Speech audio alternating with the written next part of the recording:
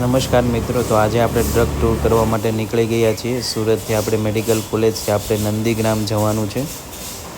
વરસાદનું વાતાવરણ તે રાષ્ટ્રધ્વજ આપણો બહુ સારો એવો ફરકી રહ્યો છે. હવે આપણે નંદીગ્રામ પહોંચી ગયા છીએ, જ્યાં ખૂબ જ સરસ નાસ્તો કે પહેલ સૌ પ્રથમ કરવામાં આવ્યો.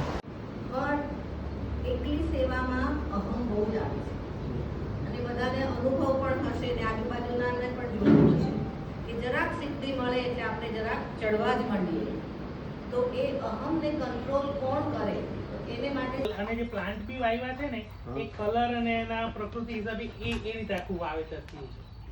અને જે પાછળના નીચે જે 7 ચક્ર છે ને એના હિસાબે એના કલર હિસાબે બધા વાવ્યા છે. એના જે ફ્લાવરિંગ આ રીતે આવતા હોય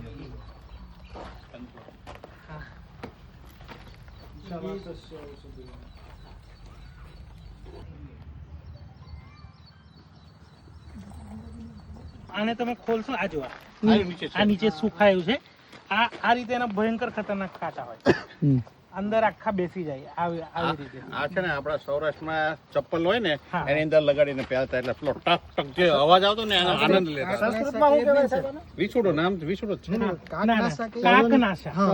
એટલે જો તમે ભાવપ્રકાશ નિઘંટુમાં જોશો તો કાકનાશાની આના યલો વાળા, યલો વાળું છે. હા, યલો વાળું છે. એમાં બી અમારે ત્યાં 2 થી 3 વેરાયટી જોવા મળે. એક તો લાંબા પાન આવે, એક આ ગોળ પાન આવે અને એક હજી લંબગોળ પાન આવે. આ જે વેરાયટી ખરી, આનો અમારે ત્યાં સૌથી પહેલાથી મારા જે ફાધર આપતા તો પાઇલ્સ ત્યાં હોય ને તો 4 થી 5 પાન અઠવાડિયાના પાન આપે, ફ્રીજમાં મૂકી દેજો. આ લજામણી છે, તેમજ નાની એવી મસ્ત બિલ્લીને પણ તમે જોઈ શકો છો.